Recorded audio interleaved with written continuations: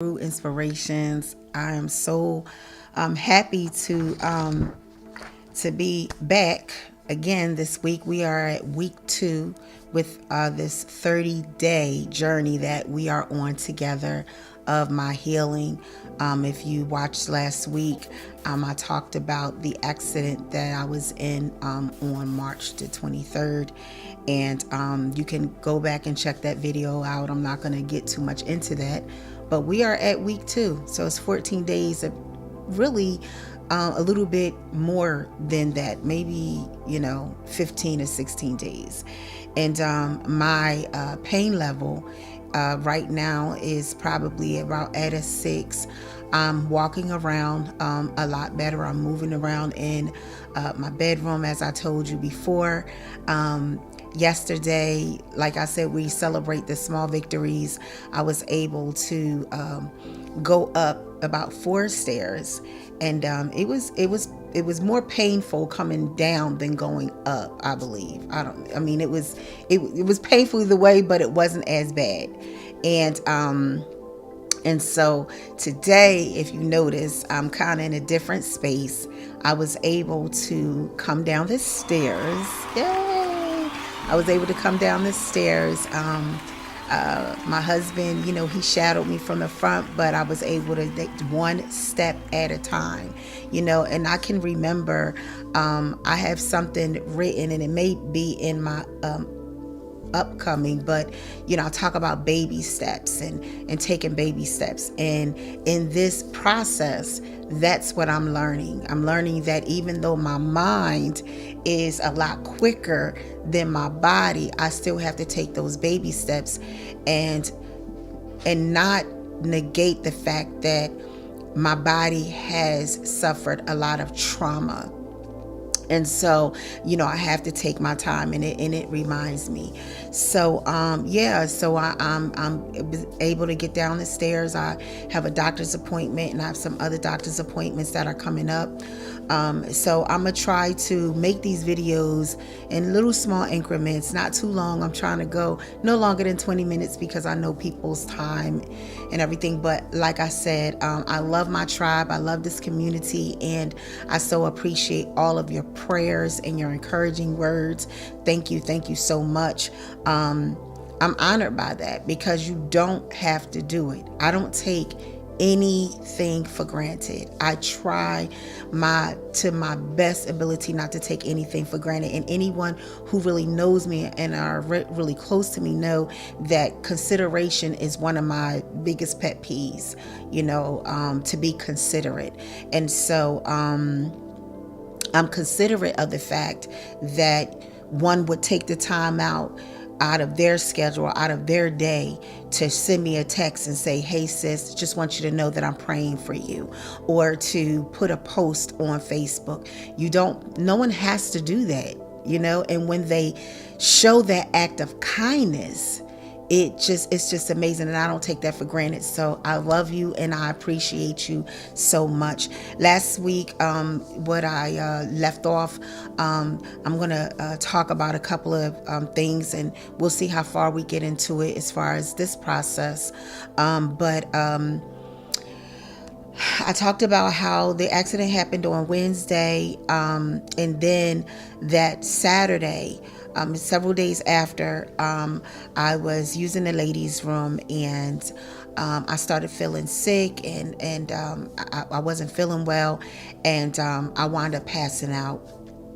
And I had to be transported back to the hospital. They said that it was some type of, it's this long word and something with a nerve, and it can happen because of the just the pain, the amount of pain that I had been in, and even just for my husband to help me to go to the bed, just for me to get out of the bed and to walk a couple of steps to the bathroom. It was just horrible. So my mother-in-law and my sister-in-law was here visiting, and so I wanted to use my bathroom. I did have an accommodation, I'll put it like that, next to my bed, when, alone with my husband and I. But because I had, family guests, I wanted to get up and go. And I think it was because of just the amount of pain that I was in, and using the bathroom. They said that can happen. So I passed out, and I had to be taken in. One of the things I don't even remember, I can remember, what happened was I started feeling sick, so I called my husband. So I was using the bathroom, and I started feeling sick, so I called my husband, asked him to bring it back. I threw up, and when I threw up, that's the last thing that I remember. The one thing that I remember my husband like patting me on my face and calling me, and I could hear him saying Jesus, Jesus, Jesus, Jesus. And so, they called the ambulance, and they came and got me. And they ran some other tests. I was still in a lot of pain. They did my chest and checked, my heart. So because of the events that happened, the course of events that happened, they were signs could be of a heart attack. So quite naturally, they told me that to follow up with my cardiologist. So I followed up with the cardiologist. Thus, they put a heart monitor on me. They have these little fancy ones now. When my husband, when he had to have one, it was like a bag, like you had to carry. It was huge. So, but I had this heart monitor, and if I'm experiencing anything, I can push the button. So I followed up with, so I do have to go back we have to take this monitor off, I think, in another couple of days. And but I've been resting, and I haven't had, any type of episodes or anything. I have had some heart palpitations, but that's I think that's just a result of, some anxiety. But overall, I think because I've been resting and not moving too much, it's been good. So I do have to follow up and do some tests. But thanks be to God. Again, I am here and I am alive. One of the ministry assignments for me is and to share and with Soul-U-Tions and this triggers and trauma series that we were on for March and April.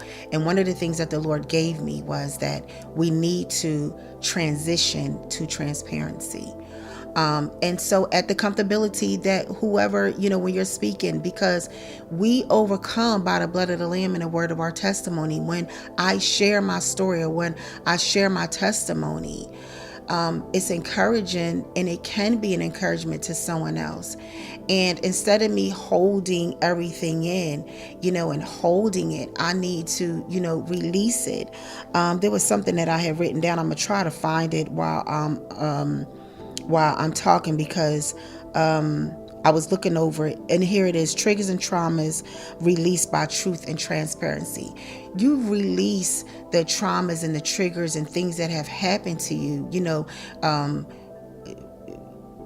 triggers that are a result, from the trauma that has happened in your life. When you are able to talk about those things, I believe that there allows for a sense of freedom. It allows you, get it off you. If there's anything, if it's in the dark, that's just where it's going to stay. And that's where the enemy plays. He plays in the playground of your mind, in the dark. And when you're holding things and you're not being honest about, what you're going through, and even, hey, I need you to pray for me. Hey, this is what I'm facing. As a body, that's what we're supposed to do. Love is the principal thing. And so when we're able to do that, I believe that it helps us, it helps us to heal. And this is a part of my healing process. And so Soul-U-Tions, where pain and purpose collide, right? The mix. I would never thought that I would be in the center of that. And like I said before, just being in the pain, but understanding that this pain and what I have gone through and what I am processing through right now, I know without a shadow of a doubt that it has a direct effect on my purpose and how it's going to bless someone else. I wrote something down, a quote that I had written down in it, and it simply says, pain has its purpose. We just have to navigate through the pain, push through the pain so we can fulfill our purpose. And so it has a purpose. God knows. He is nothing that I am going through, nothing that I am processing through, nothing that you are going through, nothing that you are processing through catches him by surprise. It's not catching him by surprise. And so what I am going through and growing through, there has been some triggers. There have been some things that have risen, have come up. And, it reminds me of, hearing them talk about the process in gold and how it has to go in and how the impurities, once it goes in a fire, it comes out and those impurities are brushed off of it and it's put back in. Well, I'm not saying that I'm impure, that I have anything impure, but what I'm saying is that this is growing. This is allowing me to grow. And so one of the things that I do want to share is what this has looked like. Like I told you before, spiritually, I'm just, I'm reading. I know that the peace of God, it surpasses all. I have to press into that. Physically, I am processing. I am progressing. That's what I want to say. I am progressing. There is progress every single day. Emotionally, it is, I find myself, honestly speaking, on a roller coaster because of what many of you do not know, that my mother was tragically killed in a car accident. I'll never forget it. December the 11th, 1989. I called her up and sang happy birthday to her. She was planning on coming and visiting. She was living in North Jersey, Central Jersey, and I was here living here. And she was planning on coming and spending some time with her twin and planning on coming to see us. And I had gotten her birthday card, and at the time, my oldest, the first grandson, LaRon, he was a baby at the time, and I went and I got a birthday card from him and got one from me, and I was just so excited. And I was actually going on an interview for a job that day, and I really wanted this job. And I can remember talking to my mother, and she oftentimes would say to me, just pray. And she was telling me to pray, and so I was excited about her coming. And time went on, and there's some other details, and I'm just not going to get into that right now. It would be too long. But waited, and got the phone call that she had passed, and it was on her 38th birthday. And the accident happened on the parkway on her way here, and she wasn't far. I don't know, she might have been like 30 minutes away. And I can remember just, again, like on the phone, and just falling on my knees and just crying out to God when, hearing that. And taking my, I barely carried LaRon up, to my dad's, and it was just a horrific experience.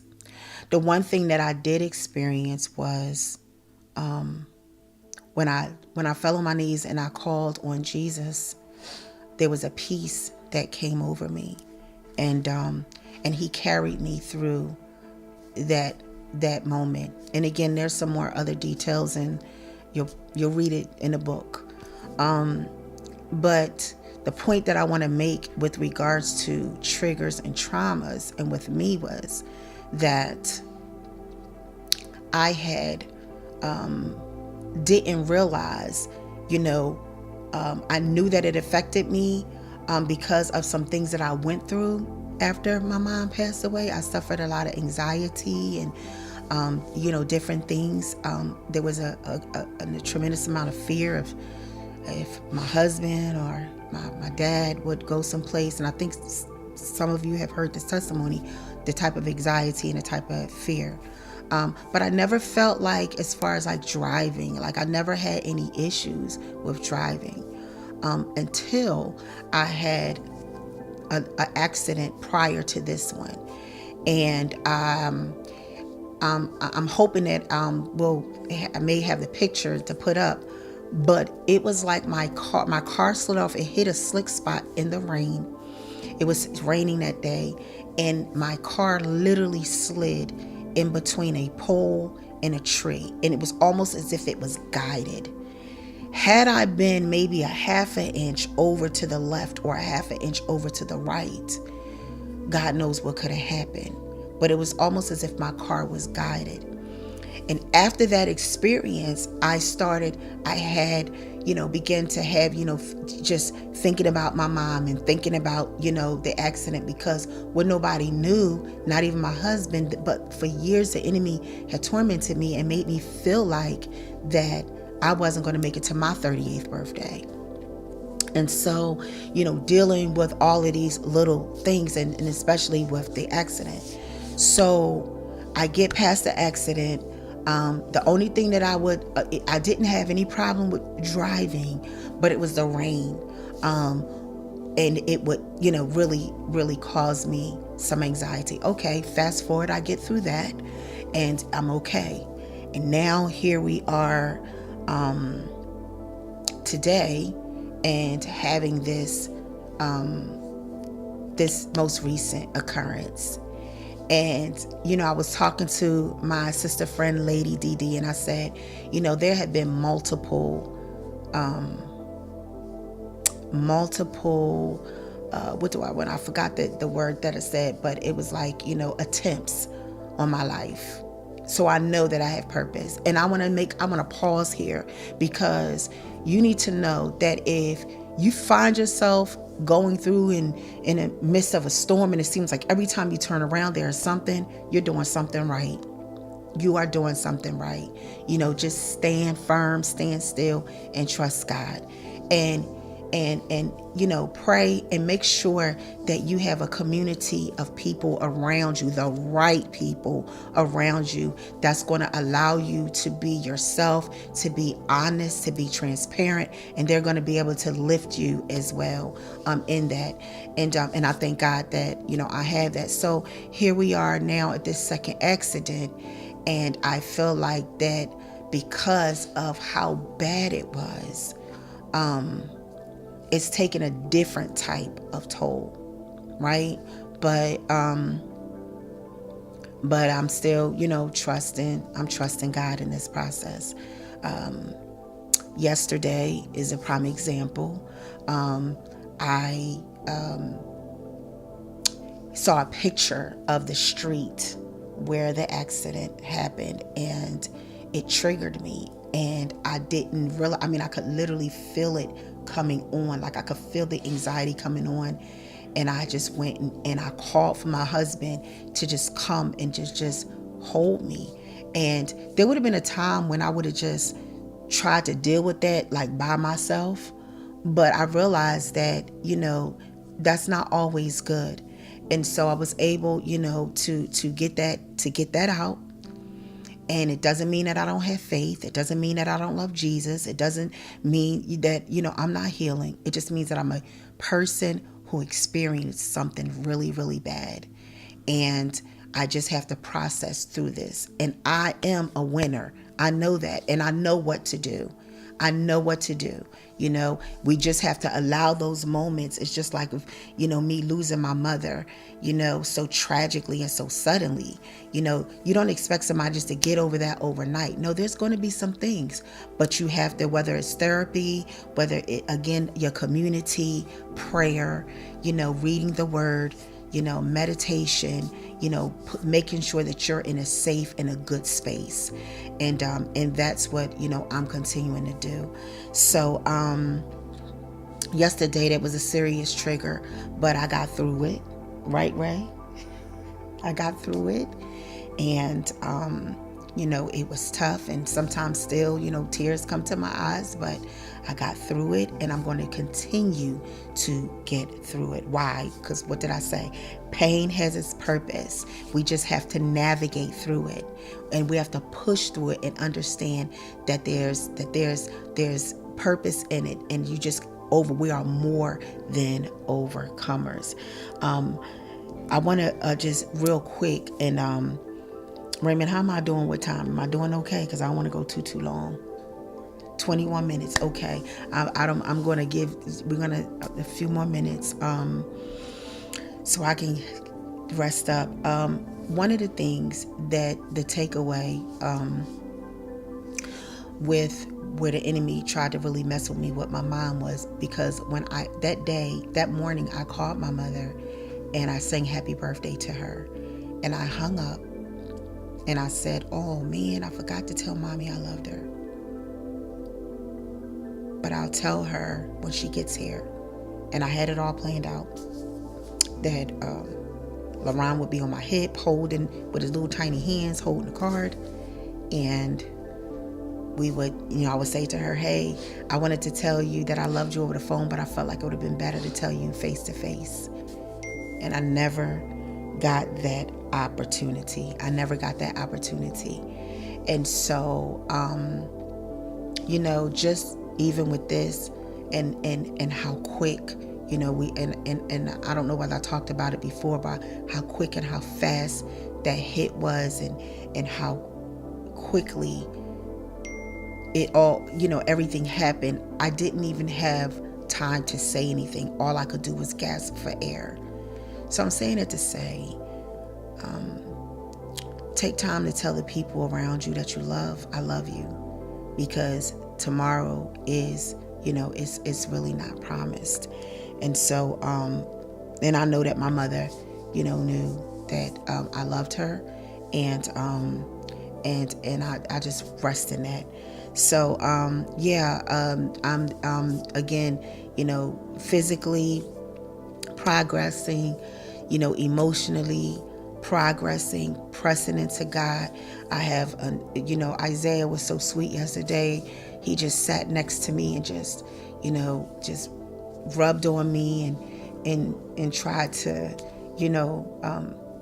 talk. But he talked to me about some funny memories, things to laugh at, and that's a beautiful thing, and I thank God, for that. And so I'm blessed, and I just want you to know that I know that all things work together for good, and I'm alive today. I am alive, and as long as I have God's breath, as long as I'm breathing His breath, I'm going to testify. I'm going to encourage. I'm going to move forward. I'm not going to allow this situation to defeat me. Sunday, I got a chance to go to church, and I was really excited about that. But he said she had a good car, but she had a greater God. Yeah, I had a good car, but I had a greater God. We have a greater God. So no matter what you're facing, no matter what you're going through, just know that you're going through what you're growing through, and all things work together for good. Nothing catches God by surprise. This situation, even what I'm processing through, I just trust Him and trust God in the process, and I know that that I'm healed. The physical just has to catch up with the spiritual. So I love you. I thank you. So week 2 plus, we're progressing. We're doing good. So yeah, let me know. If you, there was a couple of people who hit me up in my inbox. Thank you so much, and was sharing their testimony and their process and encouraging me. And so thank you so much for that. Hey, why don't you go ahead and put that in a comment, because you never know who's going to be watching. So until next week, you know what we always say: pray always, love relentlessly, and be strong in the Lord and in the power of his might. And I will see you on next week. I love you so much. See you. Bye-bye.